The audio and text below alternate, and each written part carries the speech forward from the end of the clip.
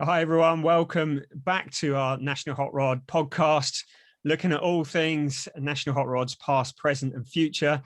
And as always, it's Garry Staines alongside me. Hello, Garry. You're right. Good evening. Good evening. Now, we've been working through some drivers, trying to chat to a few of the characters in the sport. We had Sean Taylor a few weeks ago. Last week, we were in Southern Ireland chatting to Jeff Reardon. And this week, we're heading up to the Northern Ireland, across the border, and the current points championship leader in Northern Ireland, Derek Martin. Good to have you with us, Derek. How are you doing?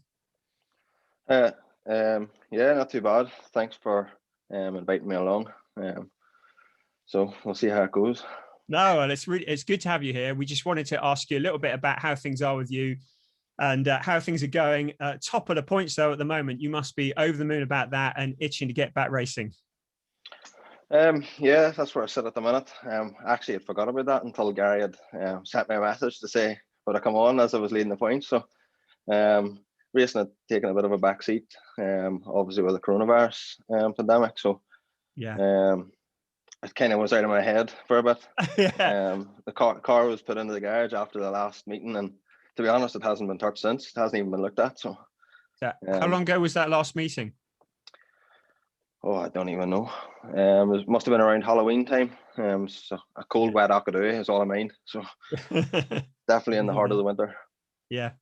Didn't you have a meeting cancelled at last minute as well? Wasn't there? Was one scheduled to happen and it's there was one, I think, due to be after. So we've only actually done 6 rounds so far. Our 7th round was actually cancelled. So all been well, when we get going again, we get hopefully at least 7, if not 8. Try and get a full season before, well, if it does go ahead, we'd get a full campaign ahead of that. Yeah, I'm getting more and positive each week goes by. I mean, they're talking over here about some holidays in Easter. I'm not quite so sure we'll be racing then, but fingers crossed. But I think July, things are looking good. But so with where you are in the points, maybe you might be quite happy to able to end now and end as the points leader as well. I mean, this is the first time you've been leading the National Hot Rod points. I'm not actually sure at this stage of the campaign. I've led them before. I've led them into the last round and had mechanical difficulties. So to be honest, I don't really read into the points much. I take each race as it comes. Don't really race as such for points. I kind of just race to finish and do the best I can each race. So don't focus too much on the points, but it would be nice to try and win something. Silver Roof. Well, I mean, we were looking around Adam Hyland's garage on the Facebook feed. You probably saw that, and he's your nearest challenger. By my complex calculations, you're about 38 points ahead, which is actually a pretty healthy lead. You probably don't want to be reminded of that, but I guess you probably see Adam as your main rival at the moment.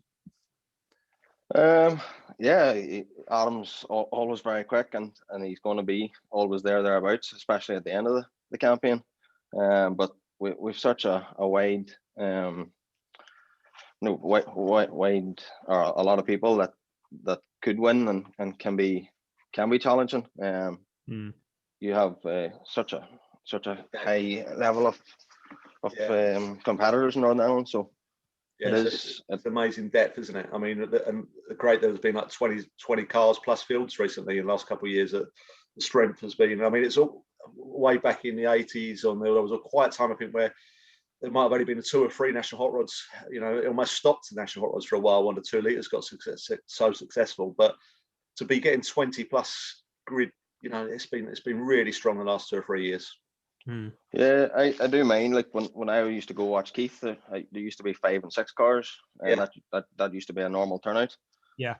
So now to be getting pushing 20 at every meeting, and as I say, that level of competitor out there, like it's so competitive.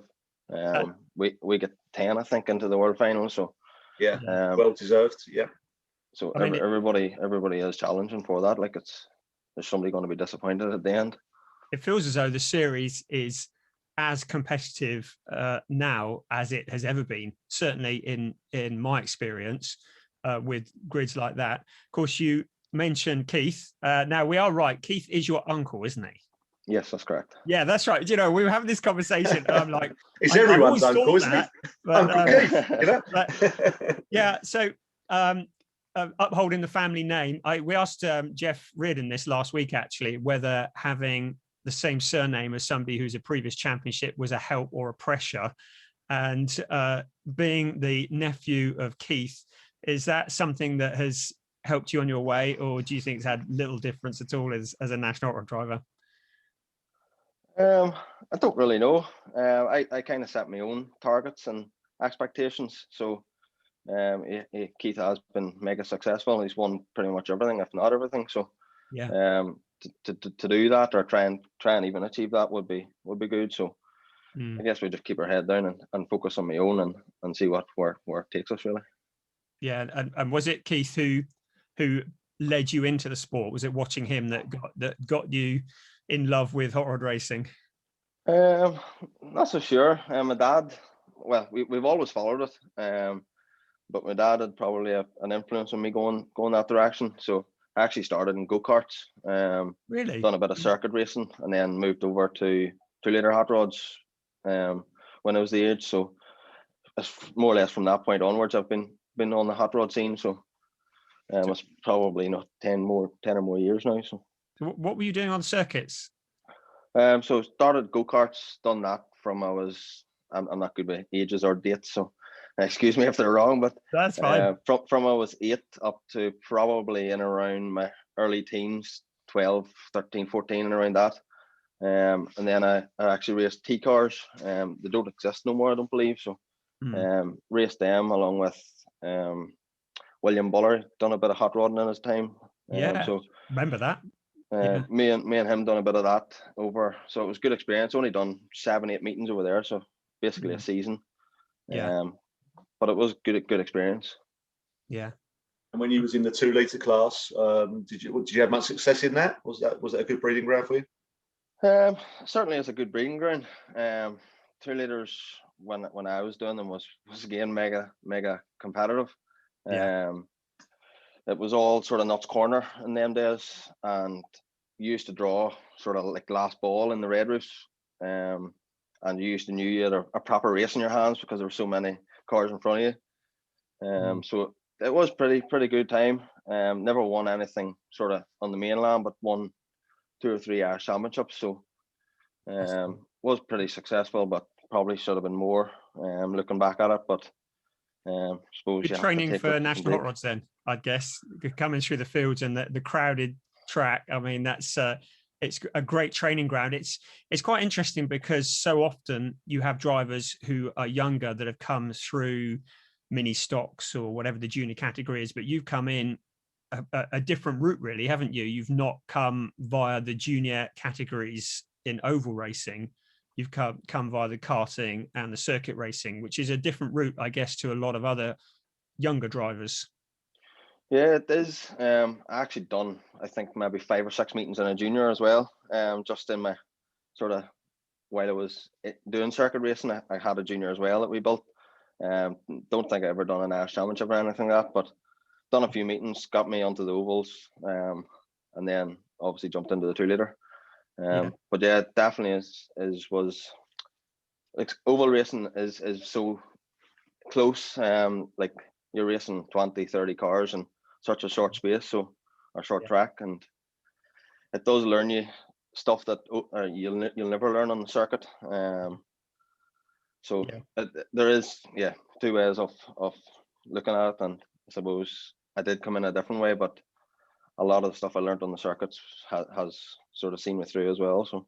And which is your favourite track back at home in the Northern Islands, including Nuts Corner? Because I know obviously you don't race there, but a lot of drivers would say that one, or is it?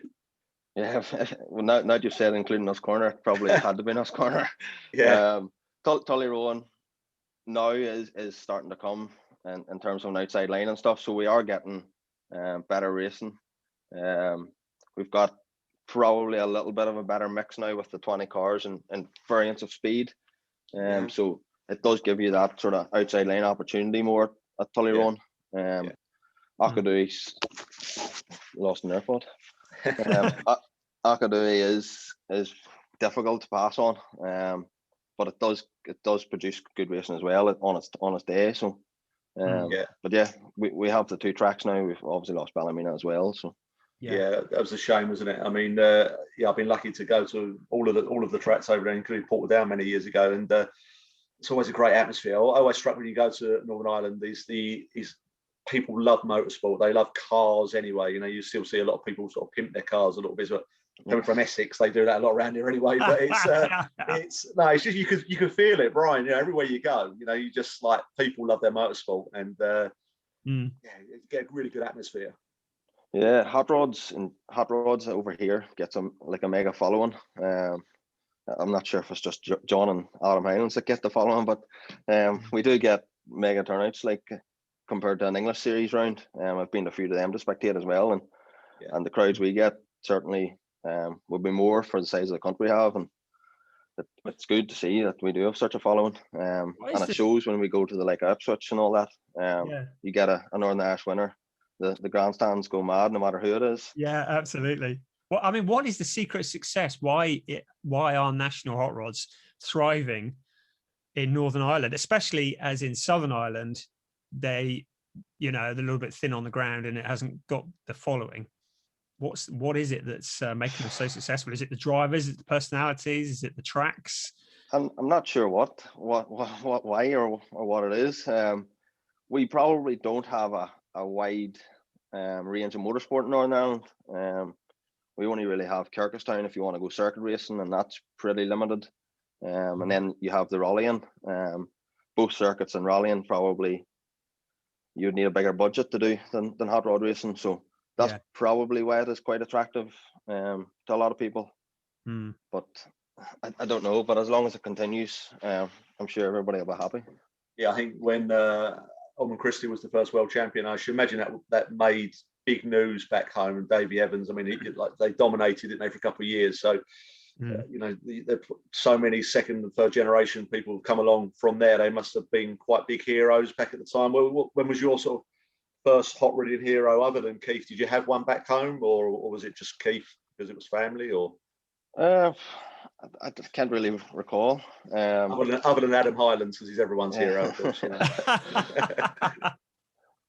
I kind of, because I done a lot of circuit racing, I kind of didn't actually get to follow hot rods much. Because circuit racing, you're away early morning and not home late at night. So sure, it was kind of just really the speed weekends that I was getting to go really see and follow. So it was probably until I actually started racing myself on the oval scene that I really got involved. And sorry, Karen, Gary. Well, so talking about Ipswich and championships in the UK, trying to look up the stats. But Brian's the sage; he knows probably results better than me. Yeah, you've not been top step yet anywhere. I know you sort of like. I think one of the you was quite close to the front at Ipswich a couple of years ago. If you correct me wrong, but how are we doing at championships? I think I might have had a fourth as the best finish maybe in the world final. Not sort of got really the podium on many high championships, top level championships. Kind of always come good on the Sunday. At most places, love racing a hot rod around Lochgilly. Don't know why. It's not really a hot rod track, but it's a good track to sort of drive on personally. So love that. Done kind of well on the Sunday there. I think I've won a Scottish there maybe and got a second or third as well. So kind of come good on the wrong day, but you need your luck on your side too. There's big grids and high competitive grids as well. Like, so takes a lot of things to line up in order to win. So I was scouring the records earlier to just see what little records I have, and it looks a bit thin at the moment, but it feels like you're kind of bubbling under. I've got the Pat Canavan Memorial in 2019. I think you won that one, didn't you? I think I might have won it twice. I'm not 100%. Okay. To be honest, I don't really keep records myself. So, but it feels as though it's you're getting up to speed. It feels that every year you are more competitive than the year before. And I mean, the Gold Roof National Championship, those titles must be serious considerations for you. I mean, you're not racing just to make up the numbers, are you? No, definitely not. I do want to win, and I drive myself, like I push myself hard. So it's what I want to do. It's where I want to be. Certainly don't want to be making the numbers or running around the back. So yeah.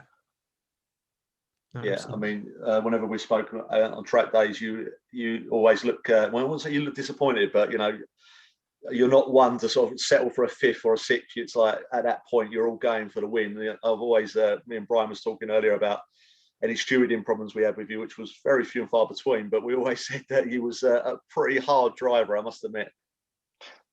Yeah, it's the only time we ever got a chat, wasn't it? Is that a polite way, Brian? I'm saying nothing. Let's say it easy man on that one. Well, there's no point hanging around, is there? You've got to get to the front very quickly, and especially back at home. Who would you say is the driver you respect the most that you race against week in, week out? Is there one, or again, it's just all about you? I have a lot of respect for everybody on the track. If somebody gives me room, I give them room. If somebody rubs me, I'll rub them as well. So yeah, it's kind of that sport. It comes and goes. But yeah, I don't really like sitting in trains, so that's why I don't really focus too much on the point series back home.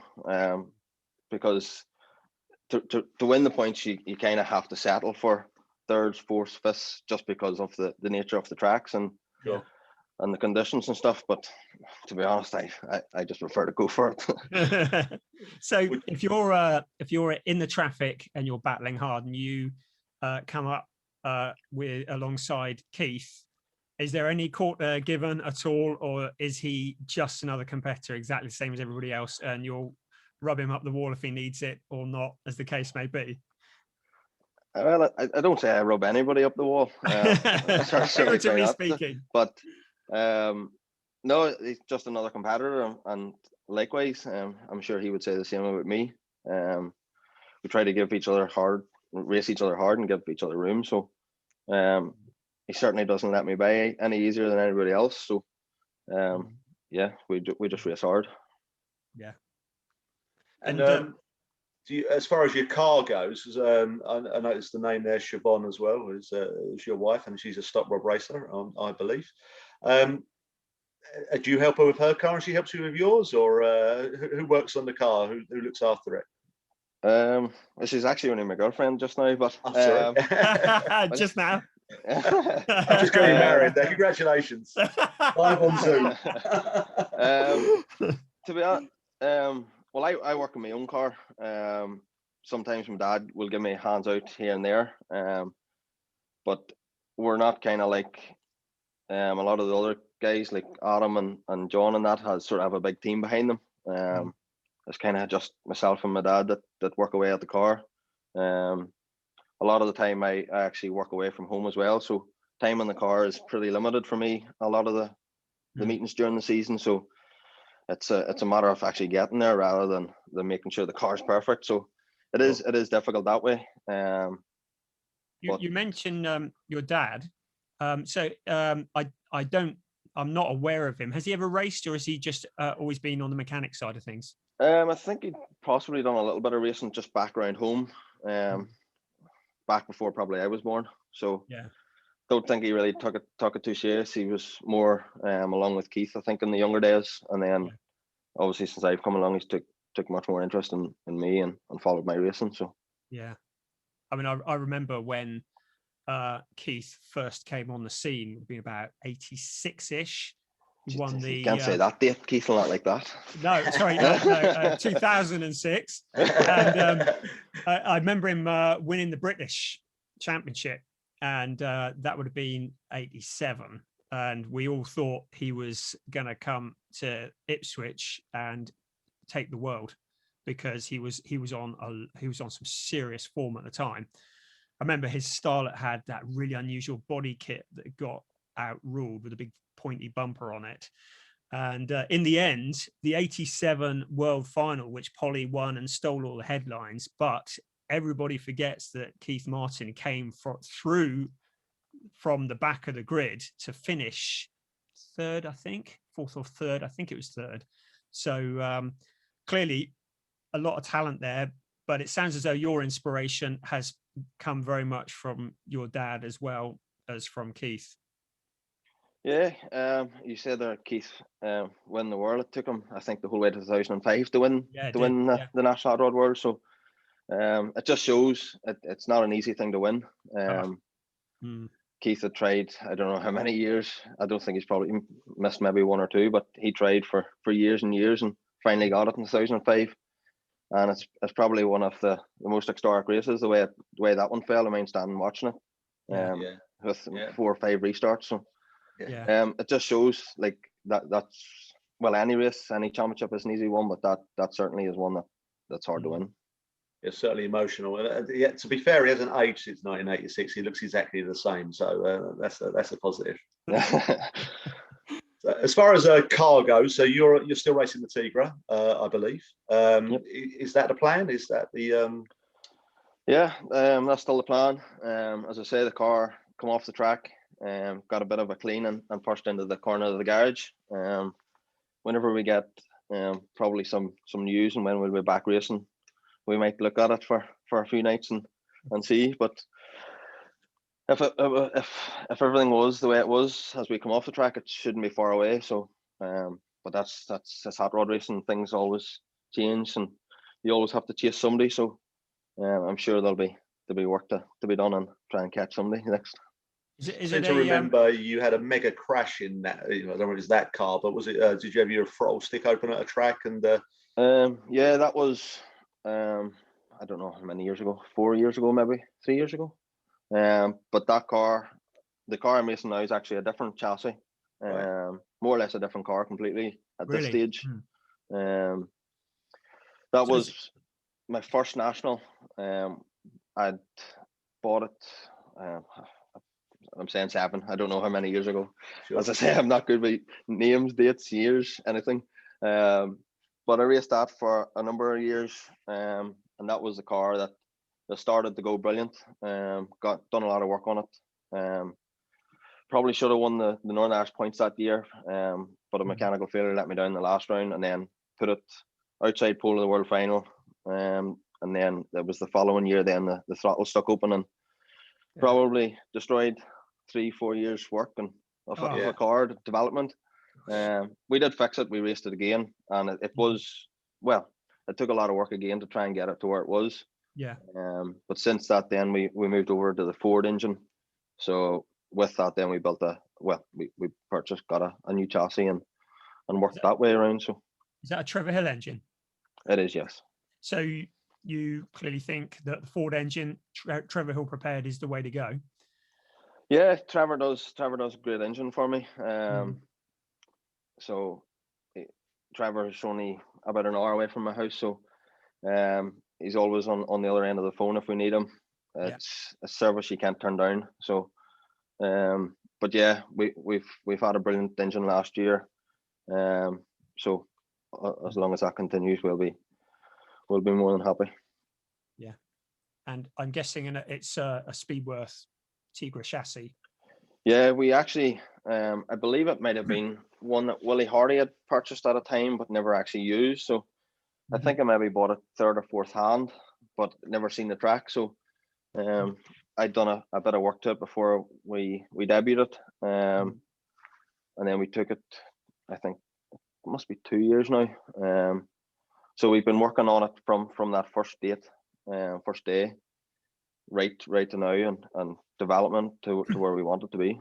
It's really interesting hearing you talk about that, because as somebody who's never sat behind the wheel of one of these things, you see that it's not something where you just have a car, you get in it and you drive it. It is, excuse me, a work in progress over many, many years. And, listening to you saying when the throttle stuck open, you lost 3 or 4 years of work. And I don't think those of us who haven't raced appreciate that it is something that you build, clearly, that you develop. You don't just have a good car, get in it and go quick straight off. Yeah, it's like to anybody or to all the fans, they look at the cars and they think they're the same, but they're far from it.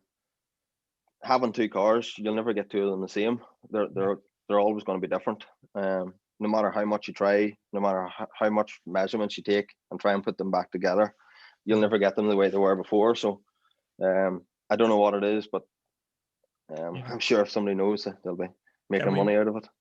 We're looking at some of the new shapes that are coming out. Obviously, the Fiesta's out. There's the Polo, isn't there? There's the Lotus, Citroen.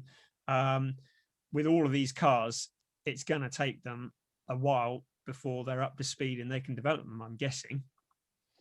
Yeah, it certainly will. There's guys that can get them pretty close straight out of the box. But yeah, to get them fine-tuned, to get them 75 lap ready, it's not something you take out of the box. I mind a few, I don't know, maybe 10 years ago, it seemed to be the norm that you brought a new car to the World Final. And now nobody even would dream of bringing a new car to the World Final. No. So it probably shows how things probably have changed and how much development actually does go into the cars. Yeah. That's frustrating that you spend like all that time in a week developing a car and building it, and then you get very little practice time. It'd be nice if you could just sort of, is there any tracks over there you can go to midweek and practice, or is you just have to wait to the meetings? It's just really wait to the meeting. We are lucky over here. DMC do run practice days, usually start season and mid season. So we usually get one at each track. So you get track time. It is 5 or 6 practices in a day. It's not to yourself. The track's not to yourself, but it's still, you can learn a lot about the car on those days. So it is. I know that's probably one thing the English guys don't really get too much of. So that's probably one thing that does it. Is to our advantage. Closer to probably Ipswich time, where we do get a bit more track time too, out of race mode. Yeah, I think obviously we lost Arena and Northampton Shell, so I don't think many drivers have learned much from that as practicing these days. But when you're how would you describe your ideal car? Like I said, we don't know anything about hot rods. We've watched you once. How do you want that car to drive? Is it you getting drive out of the bend? Is it the braking? What's the magic bit that works for you? I would probably say I'm quite aggressive. So driving style. So I kind of usually set my car up to attack the corner and then, to get a good drive off the corner.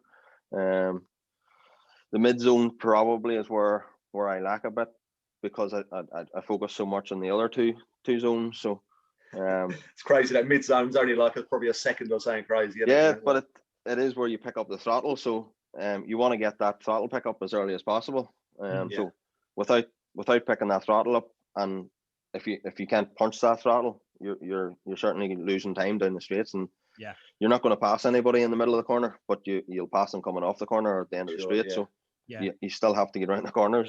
There's no two ways about it. And do you left foot brake, or are you traditional? No, because I've come from the go-karts, I knew nothing but left foot on the brake.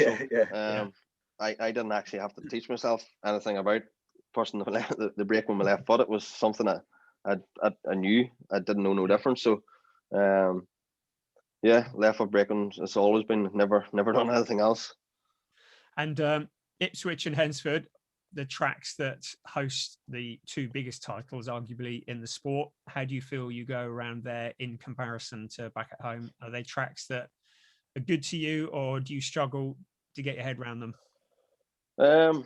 Personally love the both tracks, but probably don't have the pace that I would have round home. Previously I probably had more pace at Auchadooey than Tullyrowan, whereas that's kind of changing now. The work that I've been doing early last year kind of was changing that over, and I was starting to pick pace more at Tullyrowan than Auchadooey. So hopefully that is the right way for the like of Ipswich and Hennesford, faster tracks. So we won't know until we get there. And as I say, we don't really get practice there. Well, we do at Hennesford, but not Ipswich. So learning year to year isn't ideal, but we'll see when it comes. And is the future national hot rods for you, or do you have aspirations to move into different classes, different series? I'll probably just nationals. Now I don't see anything else. as I say, the budget probably makes nationals the only thing that's viable. So yeah, I'll be about for a while anyway. Yeah, excellent stuff. That's good news. One last one. Did you go on a South Africa trip? Were you there a couple of years ago? Yeah, I'd done one with the 2-litre Hot Rod World at the time. So done that one, and then I actually followed maybe the year after, or 2 years after that, went back again. So done 2 trips over there. Survived Deanwood, yeah. Yeah. I need to go on this trip. I need to find out what it's about. No, certainly it's a trip of a lifetime. I don't know anybody that's went once and didn't want to go back. So yeah, they're brilliant trips. Yeah. The first time was slightly different format with the 2-litre World. So it was kind of a 1 weekend sort of fly over, do the weekend racing, and then have a sort of week's holiday. Yeah. Second one was kind of more based on the tour. Still, I've only ever raced Mayhem. I never actually got to do any of the other tracks, but yeah, brilliant trips, both of them. So I'd definitely recommend it to anybody. Yeah, brilliant. Right, well, we're trying not to drag out our chats for too long, because we're aware that people tend to fall asleep if we go on all night. So we've hit about half an hour already. Yeah. It's been really good to chat to you, Derek. Thank you very much for giving up some time to chat to us. Have you got lockdown at the moment? How are you occupying yourself when there's no racing? Yeah, well, my work's kind of still essential. So we've still been working away. I do a lot of foreign work as well, so that's kind of restricted. So as of last September, I've been working in Scotland on a job. So just finished off last Friday, so I'm now on a 2-week holiday. That was kind of overdue from last year, so kind of having a chill couple of weeks, and then we'll kind of refocus, see where we're at with the lockdown at that point. Well, this essential work and travel. You're not a James Bond or something, are you? No, certainly not James Bond, and don't get paid like him either. So, no, I work for an engineering company that specialises in screening and washing. So, it's on recycled products, so C&D waste and road sweepings and stuff like that. So, waste is still classed as essential. So essential, yeah, absolutely.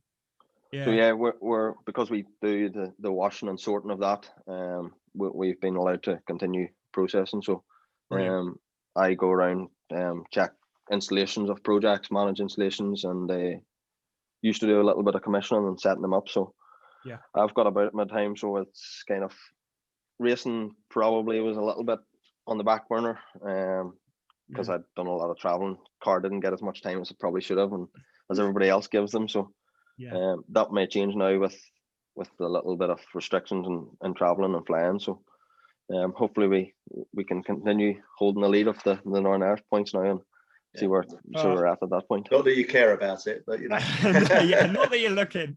Well, good luck in your continued fight for the Silver Roof. Let's hope we can get back racing soon, and let's hope we can see you at Ipswich in July. Yeah, it'll be really good. Well, I mean, fingers crossed we're going to get a world final and that we can all be there, and have no doubt at all that you're going to be there chomping at the bit, looking for that gold roof to emulate your uncle. So hope to see you then. No pressure with that wedding either, yeah? So I'm sorry about that. Yeah, the freshly announced wedding. Yeah, brilliant. Derek, thank you very much for joining us tonight. Really, really appreciate it. It's been really good to chat, and hopefully see you in July, if not before. Yep. Thank you for having me. Brilliant. Cheers, mate. Cheers. Thanks, Gary, as well. Right, cheers. See ya. Bye-bye.